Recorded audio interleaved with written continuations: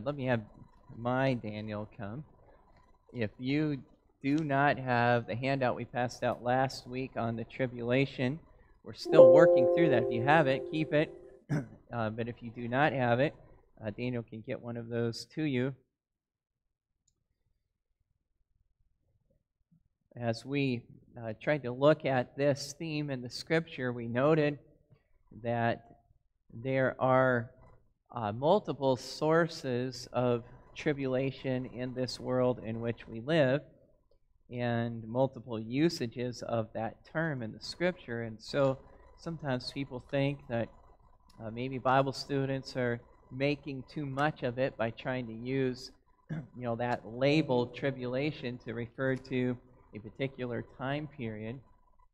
But we saw the fact of that period, looked up a number of these references that point to a definite time of really unprecedented worldwide tribulation, and maybe you made some notes to yourself from those phrases. The nature of this period is in keeping with Psalm 2, a time when God is going to vex the nations that have said, "We will not have this man reign over us." They took counsel against the Lord and against His anointed. And what we see as we just walk through multiple phrases in Revelation is just significant destruction of the earth's population, vegetation, every aspect of the earth during that time. It is really the unleashing.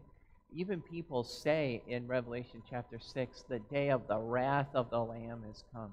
And it is a day of God just pouring out His wrath, taking vengeance, even are expressions that are used against nations that over time have just continued to rebel against Him.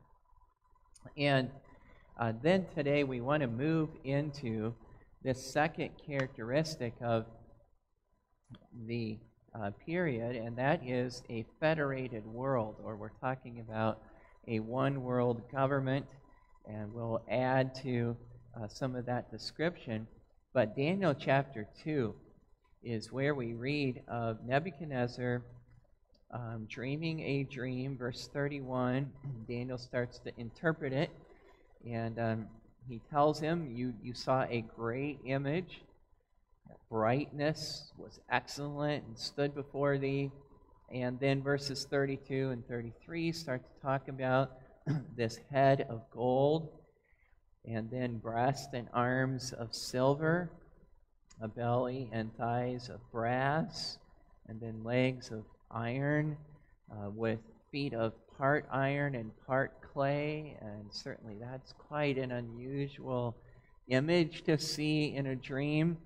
And the dream comes to a conclusion in verses 34 and 35 with a stone that is cut, as it were, out of a mountain, and it comes down and it smashes that image to pieces, and the pieces blow away while the stone becomes itself a mountain that just fills the whole earth.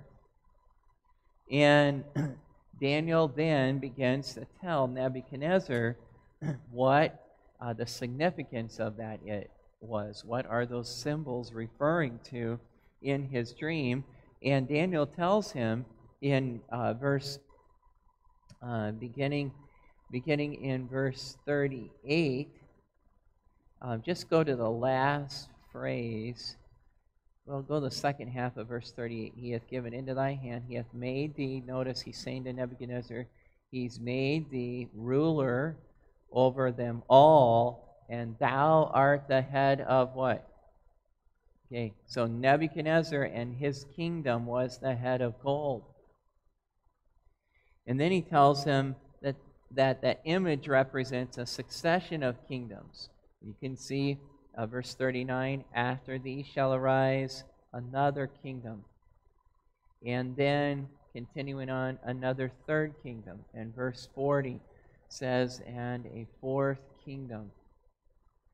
And then he goes on to describe that stone, verses 44 In 45, in the days of these kings shall the God of heaven set up a kingdom which shall never be destroyed. The kingdom shall not be left to other people, but it shall break in pieces and consume these kingdoms, and it shall stand forever. And then he goes on to continue to describe that in verse 45. Now, the first stage of the fulfillment of this dream is actually recorded in Daniel chapter 5. And that first stage is when Darius, the king of the Medes and Persians, invades Babylon and conquered its kingdom. And so we actually get the first historical stage on the fulfillment of that. But if you go over to chapter 7, Daniel now relates his own dream. Daniel 2 is Nebuchadnezzar's dream that Daniel rehearses and then interprets. In Daniel 7, Daniel has his own dream, and Daniel's dream is not of a great image. Daniel's dream is of great beasts, as you can see in verse number 2 and 3. 4 great beasts in verse 3 came up from the sea, diverse from one another. And he goes into the same succession. I'm going to come back, but look at verse 17, just so that you see it as it wraps up. These great beasts, which are four what? Are 4 kings, 4 rulers, 4 kingdoms, which shall arise out of the earth. So we have Daniel 2, this image, 4 parts. We have Daniel chapter 7, now another dream, this one of 4 beasts. God said to Nebuchadnezzar through Daniel, "You're the first, and after you is going to come a succession of kingdoms." And the angel is telling Daniel that these beasts are 4 kings that are going to arise. Now, when you go back to verses 4 through 8, the descriptions of these, if I can call them this way, beastly kingdoms, if that's what they are, they fit what we now know from history, characteristics that mark the Medo-Persian Empire, followed by the Grecian Empire, followed by the Roman Empire. And again, we can look in history, and really Babylon took possession of what was kind of the known world of the time, a worldwide empire from Assyria in 609 BC. And what we read in Daniel chapter 5 of the Medo-Persians invading, remember the handwriting on the wall, that's the incident. Your days are numbered. Your kingdom's been weighed in the balance. Your days are numbered. And then they invade that very night and took the kingdom.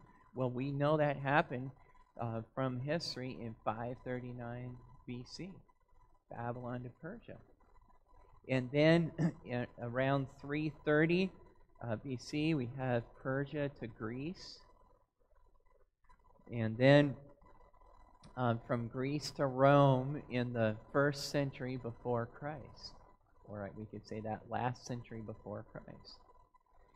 And in verses 9 through 14, I'm still here in Daniel 7. I'm not reading all of them because we've read part of that already as far as the succession, but verses 9 through 14 again conclude with those kingdoms put down and the establishment of the kingdom ruled over by Christ. Just look at verses 13 and 14. I saw in the night visions, and behold, one like the Son of Man came with the clouds of heaven, came to the Ancient of Days. They brought him near before him, and there was given him dominion and glory and a kingdom that all people, nations, and languages should serve him. His dominion is an everlasting dominion which shall not pass away, in his kingdom that which shall not be destroyed. So we have both of these chapters, a succession of Gentile kingdoms that ultimately are going to be conquered and wiped out by Christ himself. Now, here in Daniel chapter 7, something has captivated Daniel's attention. that he actually wants more detail, and he asks for more detail about the fourth beast in this case. Look at verse 19. We're going to read through all the way down through verse 25 because we'll just capture all of it. Notice, then I would know, this is Daniel talking, I wanted to know more about that fourth beast, which was diverse from all the others, exceeding dreadful, whose teeth were of iron, and his nails of brass, which devoured, brake in pieces, and stamped the residue with his feet, and of the 10 horns that were in his head, and of the other which came up, and before whom 3 fell. So 1 horn comes up, and 3 of them fall under him. Even of that horn, that particular one that had eyes and a mouth that spake very great things, whose look was more stout than his fellows. And I beheld in the same horn made war with the saints and prevailed against them until the Ancient of Days came, and judgment was given to the saints in the Most High.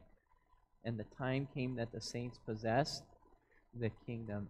Thus he said, the fourth beast shall be the fourth kingdom upon earth, which shall be diverse from all kingdoms, and shall devour the whole earth, and shall tread it down, and break it in pieces. And the 10 horns out of this kingdom are 10 kings that shall arise. And another shall arise after them, and he shall be diverse from the first, and he shall subdue 3 kings.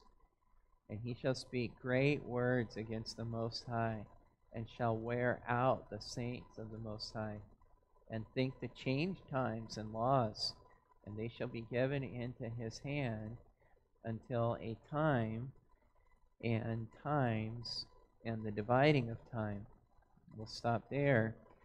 I just would have you take note of this reference to time. The ruler is going to have his way, in particular, for some period of time, and then 2 periods of those times, a time and plural times, and a half of that time period. I'm going to suggest for now, although I'm just going to have to leave it actually probably until at least next week, that's referring to 3.5 years, a time and 2 of them, and then half of 1. So 1 plus 2.5 is 3.5. Whatever it is, I think we'll be able to see other scripture nail that down. Now, let me just stop here and say what we're trying to do is trace references to a worldwide empire that's existing at the time of the Lord's return. Okay? Because I know we could get lost in detail, and it almost sounds like fantasy land a little bit, right? But we've got an image that's a head of gold, and all the way down, 4 different parts, crushed by a stone that comes out of a mountain that devours it in pieces and then sets up its own kingdom.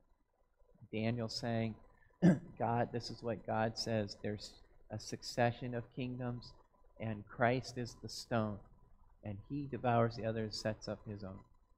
Then we come to chapter 7, and there's 4 beasts, and the beasts rule, and one of them is particularly dreadful. I mean, just causes Daniel to, knees knock, okay, and stand in awe, and I can barely go on. Can you tell me any more about this? And God says, yes.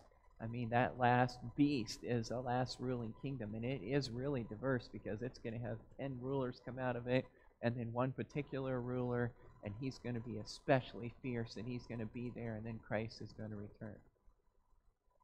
All right, so even if we're lost in other details, at least we can say what we're trying to look at is a worldwide empire existing at the time of the return of Christ. And with that groundwork laid here in Daniel, I want you to turn all the way to Revelation. And Revelation chapter 13, and we'll find a just fascinating number of connections Revelation chapter 13, and the first connection is in verse 1, where Revelation 13:1 says, I stood upon the sand of the sea and saw a what? A beast rising up out of the sea. And I guess I didn't even highlight that, but Daniel chapter 7 and verse 3, that's where the beast comes from. All right, so we have a beast coming out of the sea. This beast in Revelation is said to have 7 heads. As you can see, continuing verse 1, I saw a beast rise up out of the sea having 7 heads, and I am not aware of that being mentioned in Daniel. But upon the head are what? 10, what's that? 10 horns, which is another clear connection with Daniel. Now, he says something about having, at the end of verse 1, upon his heads the name of blasphemy. And that isn't as clear of a connection, but you remember in chapter 7, verse 25, that last beast speaks great words against the Most High. That's what blasphemy is. It's an especially intense speaking against. Okay? In verse 2, here in Revelation 13, we learn that the beast is multifaceted and complex. I mean, it could be like a leopard. It's also partly like a bear, partly like a lion, and then continuing on, it's empowered by a what? What do you see there? And what gave him his power? A dragon. Now, in this case, we don't really have to guess what's that dragon giving him his power. You can just look over the same page, just across the page, probably, at least in my Bible. Look at chapter 12, verse 9. And the great dragon was cast out, that old serpent called who? The devil and Satan. So we've got this really complex beast that is empowered by the devil himself. And at the end of the verse, verse 2, we have another link to Daniel's dreams. The beast has great what? I mean, what's the last word of verse 2? Okay, that means he's a ruling entity. He's a ruler. He's a king. And then we have in verse 5 another reference to blasphemy again. But we have him blaspheming for how long? There was power at the end of verse 5 given unto him to continue how many months? 40 and 2 months. And 40 and 2 months is, if we were to state it in years, it's how long? Well, there's 12 months in a year, right? So you just got to keep thinking. It's awful to even have to do math when you come to Sunday school. All right, so we have 12 would be 1 year, and 24 is 2 years, and 36 is 3 years, and we've got 6 more.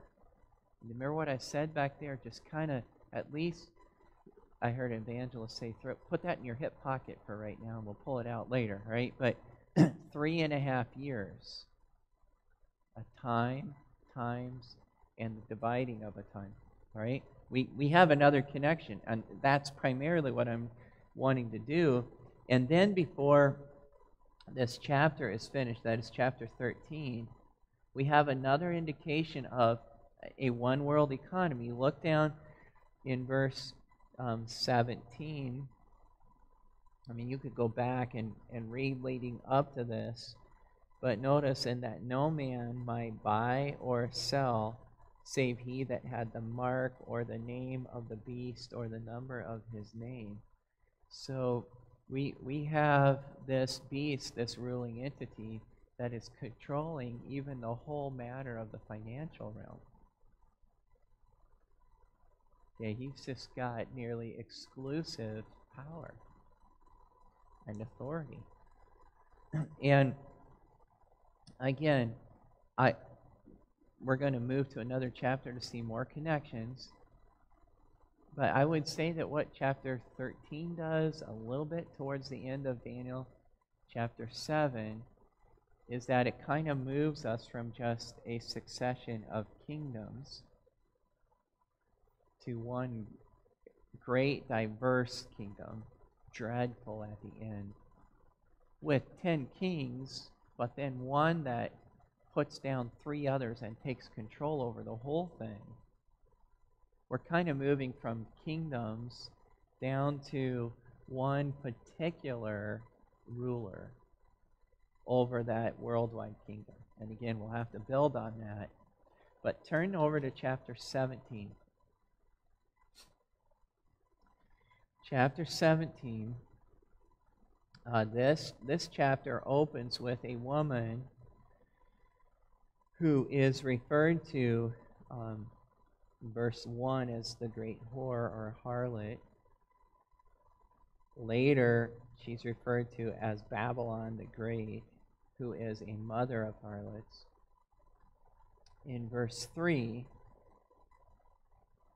if you'll look there at the end of verse 3, she has 7 heads, which we just saw in chapter 13, and also how many horns? The end of verse 3. 10 horns. So we've seen that. In verse 7 of chapter 13, this woman actually rides on a beast that has 7 heads and 10 horns.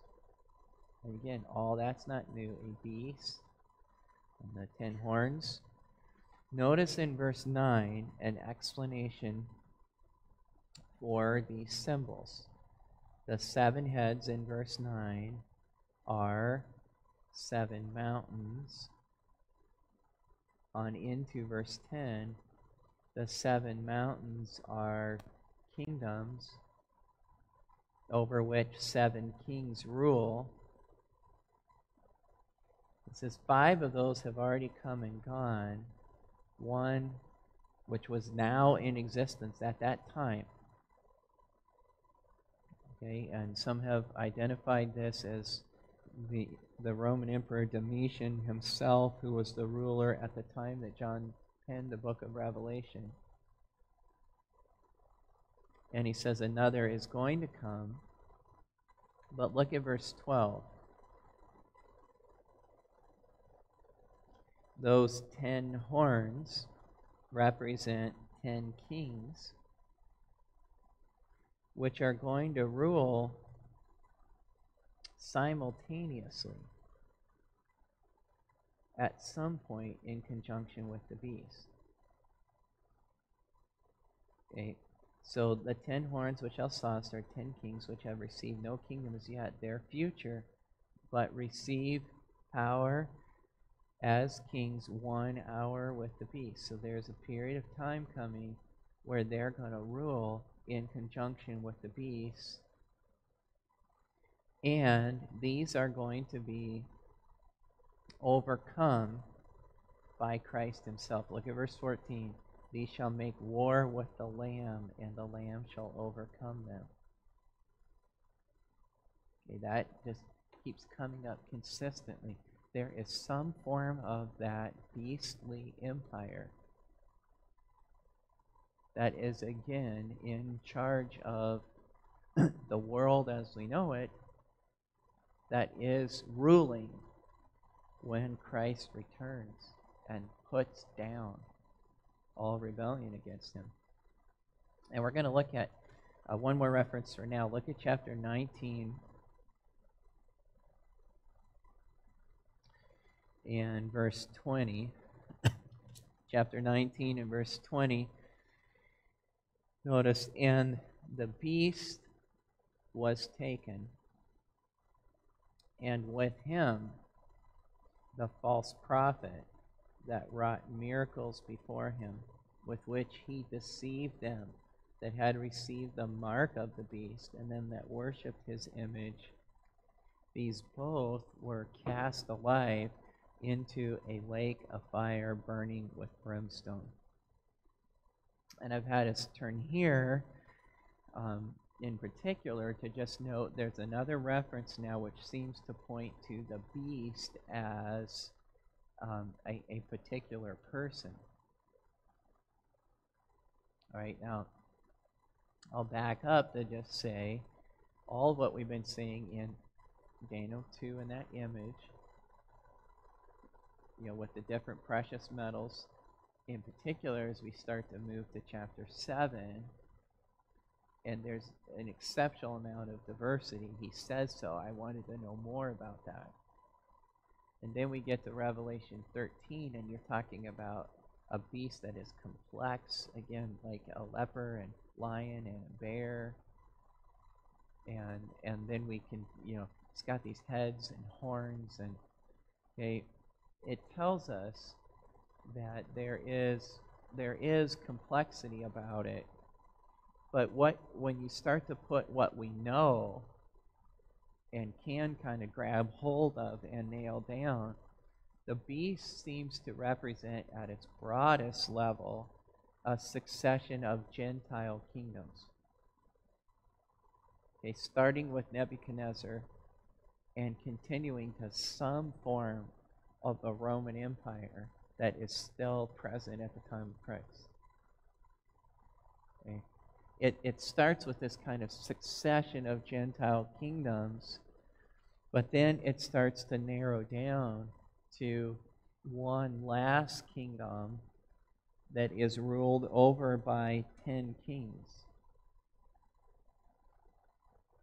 But then eventually it's going to find its ultimate expression in one particular king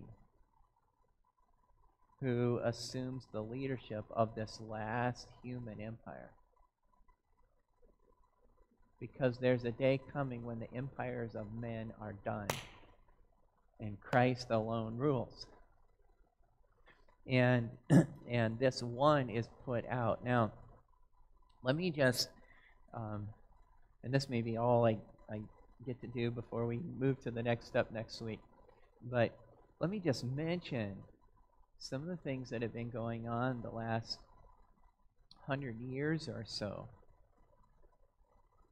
that cause you just to say, I mean, man is moving to this rapidly. The League of Nations was an intergovernmental organization. Okay, so you hear that, and you're starting to talk about a federated world, not the government of the United States, the government of England, the government of wherever, but intergovernmental.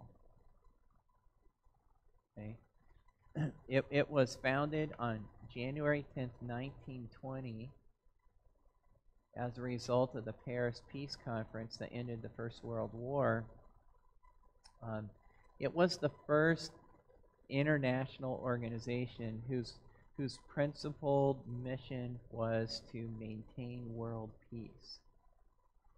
I'm telling you things you could go back and just read from its own documents or what others have reported. Its primary goals, as stated in its covenant, was to prevent wars through collective security and disarmament, and settling international disputes through negotiation and arbitration. Other issues included labor conditions, just treatment of native inhabitants, human and drug trafficking, arms trade, global health, prisoners of war, protection of minorities in Europe. But it was the first real significant movement towards we're going to solve all the world's problems, not as individual nations, but as a federated world. The United Nations replaced the League of Nations after the Second World War in 1945 and actually inherited a number of the agencies and organizations that were founded by the League of Nations. Most observers of what was increasingly this, and you've heard this phrase, but this is where it started to come out. It's been coming out. It came out even more under the first President Bush, but the New World Order. The trend toward global government. And many have thought that it would emerge from the United Nations, that was formed, but many European leaders, if you go and read, have viewed the UN with some disdain. They have thought it was largely an American venture sponsored by the Rockefellers and mostly a failure. And the more you read, the more you realize that some have really, especially the Europeans, have thought that the eventual global government would have to be Euro-centered. Well, there's been some other things that have been founded. NATO, 1949, North Atlantic Treaty Organization. We have somewhat thought, I think my first recollection of that was thinking that it was founded in response to the threat posed by the Soviet Union. But that is only partially true. The alliance's creation was part of a broader effort to serve three purposes, if you read it. One is deterring Soviet expansion. A second one is forbidding the revival of nationalist militarism in Europe. And a third was encouraging European political integration. So when NATO was founded, part of it was they wanted to not allow all those nations to have their own separate militaries. So we want to integrate the militaries, and we want to integrate the politics. And what that really led to was the European Union. And we're certainly seeing various fractures in that, and they struggle for its existence. The old Brexit idea, in the last year or so, and yet what many think is it's going to come back stronger than ever as a backlash. Now we'll see. But the first president was elected in 2009, Herman Van Rompuy. I'm not sure if I'm saying his last name right, Rompui. He began in 2010. But listen, part of his acceptance speech highlighted movements towards the global management of our planet. Talked about climate change, and various economic pressures are cited as the chief stimulators. But I mean, this is 8 years ago, a little over 8 years ago. The formation of this was celebrated as the global management of our planet. The EU has already divided the world into various regions. Now, you can go to their website, and depending on how you count up the regions, which it'd be more complex and we'd have to look at it to show, but depending on how you count, one time I counted 9, one time I counted 10, one time I counted 15. Right, depending on how they're grouping everything, I'd have to sit down with them and say, what are you doing? All right, but what I'm saying is the European Union has already divided the whole world into regions. And they are right around 10. What do we know? We know from the Bible that we should be expecting a movement in the kingdoms of men to move away from national boundaries, national military, national economy, national politics, and move towards an international, intergovernmental, military, politics, economy. And we even know that at some point, that federated world is going to be divided up into 10 regions, ruled over by 10 quote unquote kings, one for each of those regions. And that all of that is going to be in place and ultimately come under the leadership of what the world will hail as the greatest statesman, who will actually be the one to speak the greatest words of blasphemy against God and challenge him. And we're going to pick up here, Lord willing, next week. What do you do with that? I don't think you sit here and tremble and say, oh, it's happening, it's happening, it's happening. Oh, he's coming, he's coming. Okay? I don't know what you do about, the politics and all of that. I don't know if I'm not smart enough. I haven't spent enough time. Whatever it is, I don't know what you do about the politics. And do you try to oppose it at every turn? Do you try to say, I'm not going to let them, know where I'm at, and I'm going to promote the nationalists? Well, I don't know what you do with all that. I do know this. One reason you don't tremble is because the Antichrist isn't the ultimate victor. The victor is who? The victor is Christ. You don't look at it and tremble. The world's about to come to an end. The world isn't about to come to an end. The world is about to be transformed into the greatest that could ever be known under the rule of Christ. Now, we're looking forward to something that those who have shaken their fist against God are going to know a great vexation. But I go back to Psalm 2. This is what I go back to. Kiss the Son. At the end of it, do homage to the Son, the King, God's anointed one. Lest he be angry and you perish when his wrath is kindled but a little. And the last phrase of all that is, blessed are all they whose trust is in the Lord. And what I go to is saying, what an amazing God, the one and only, who can tell the end from the beginning and write it down thousands of years before. And what an amazing place we are at in our day to watch the fulfillment of these things, given in Daniel, given in Revelation, and being fulfilled right in front of our eyes. And I hope that it stirs us up to trust God, to know we're on the victory side, that he's going to fulfill everything. And I trust it helps us to live consecrated lives for him while it is day. Let's close with prayer. Our Heavenly Father,